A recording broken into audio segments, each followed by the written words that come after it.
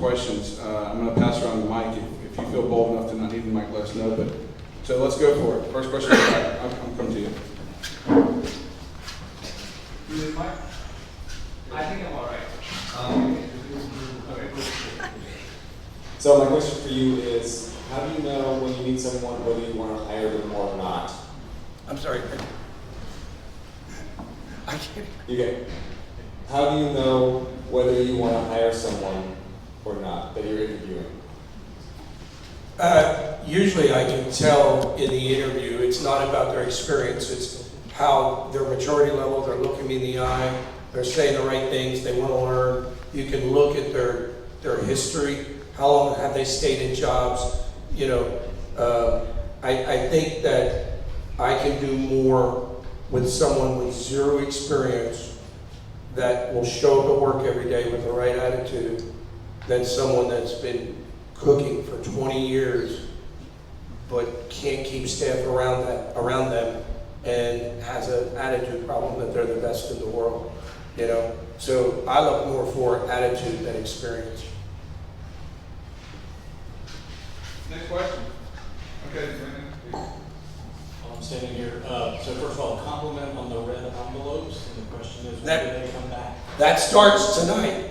So red envelopes we give away at the Sycamore, and we give them away like a month before our slow season starts.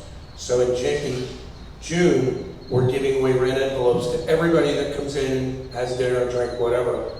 We'll give you this red envelope, and you take it home. You bring it back in July and August, and Pittsburgh's kind of slow, and you have to open it in the dining room.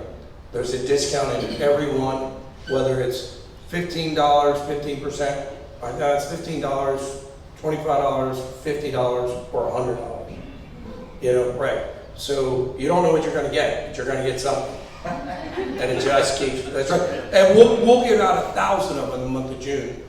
And we will get 400 to 500 of them back in July and August. It's great marketing. Believe it or not, we learned that one year, many years ago, we went to Maggiano's for dinner. And they passed them out in December because January and February are slow. And we thought, what a genius idea. They don't do it anymore. I guess they don't need it, but you know, we give them out in December and we give them out in June. Next question. Come on. There you go. The fact that you're an amazing business leader, can you hear me? I can now. Is the fact how philanthropic you are. And could you explain to everyone what you used to do at the Roadhouse for people that were shut in, and when you opened the Sycamore during COVID, how you helped small businesses contribute when nobody was working? But lots of things. So I think what you're asking about is our Meals on Wheels on Sundays. So for those that don't know, Meals on Wheels is a program in the county, and they deliver hot meal to the seniors that are shut in Monday through Friday. Nothing on weekends. Right now they do have a frozen food program that they can sign up for and give them that. What we did was we started a program on Sundays where we would make them a cold lunch. We give them sandwich, fruit, cookies, chips, whatever, and we would package 75 lunches every Sunday, and we had routes. We would get the names from the Council on Aging of those that wanted it, and then we had volunteers who would come in and take a route and deliver food to these elderly shut-ins. The idea is not just about getting a sandwich and a cup of fruit and a cookie.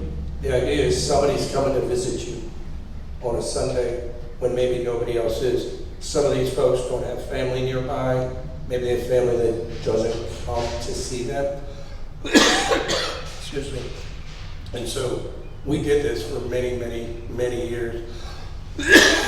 Sorry. It's 10 days I've been fighting this, getting over this cold. And so when COVID hit, we had to stop doing that. They did not want us delivering meals to these elderly shut-ins. The families all said, no, we don't want anyone going there and giving them COVID. It's right on top of my microphone.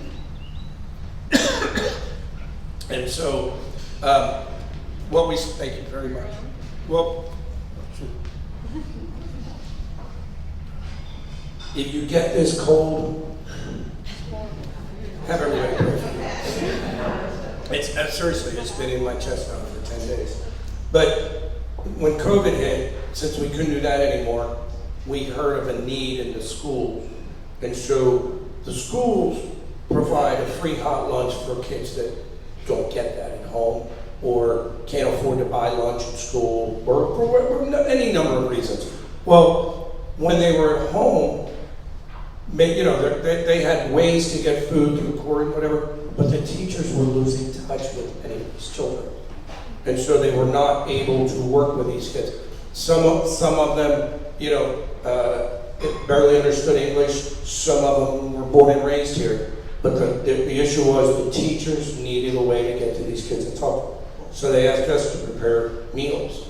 So we prepared family meals that the teachers would deliver to the families, and they would get to go in and see their student and help them. Whether it was give them a hot spot for 30 minutes so they could work because they didn't have internet at home, or whether it was checking up on their homework assignment, checking, you know, whatever it was, help the kids needed. It was just a vehicle and a way to get there to help them. Now, during COVID, many organizations contributed to help us do that. They gave us, you know, a lot of people contributed money to help us keep that going, which we could not have done it without that support. We had no business at that time. We got time for one more question, maybe? That's all I'm looking for. Being as busy as you are, what have you sacrificed? And do you feel like you've sacrificed anything? Well, obviously, I've sacrificed family time. All right. My wife is almost as involved as me, if not more. We've been blessed that she's been able to stay at home with the children. I mean, they're all grown and raised now, but I guess mostly it was vacations, and it was evenings off or mornings off when I had to go to meetings. But at the end of the day, we spent a lot of time with our kids to the point where our children would say, do we have to have dinner together as a family? I mean, you know, there's things that you sacrifice when you do anything in life, whether it's you work 60 hours a week or you work 40 hours a week and then you're involved 20 hours a week, whatever it is you do, or you work 60 hours and you're involved 20 hours. But you're giving up things. What is it? Well, I didn't exercise, you know, and I tried to make it to sporting events for my kids, but I often couldn't. And a lot of that's because of what I do for a living. Being in the restaurant business, working holidays, working nights, working weekends. But I will say, since we started our own business, we are not open holidays. Mother's Day, Father's Day, Christmas Eve, Thanksgiving, we're not open. We're not going to do it to us. We don't want to work. We don't want our staff to have to work.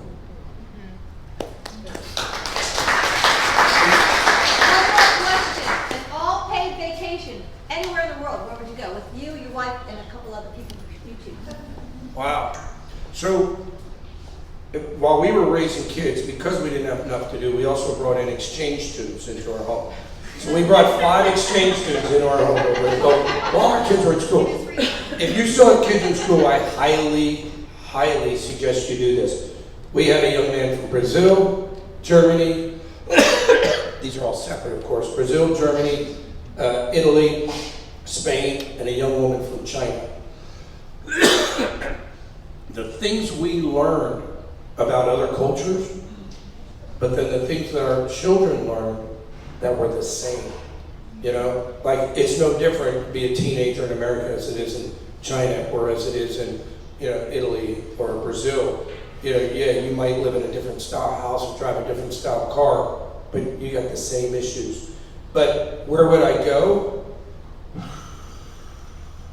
We have made dear friends with our German exchange students' parents. We travel Europe with them frequently, but we have not been to Italy yet. And so we have an exchange student in Italy. He lives in Milan, and he's studying to be a doctor. And we're going to go visit him probably next year is the plan. So that's it. Greg, thank you so much. Absolutely. I hope you will find more energy and improve your business. You know, you're on your way. I'm working on it.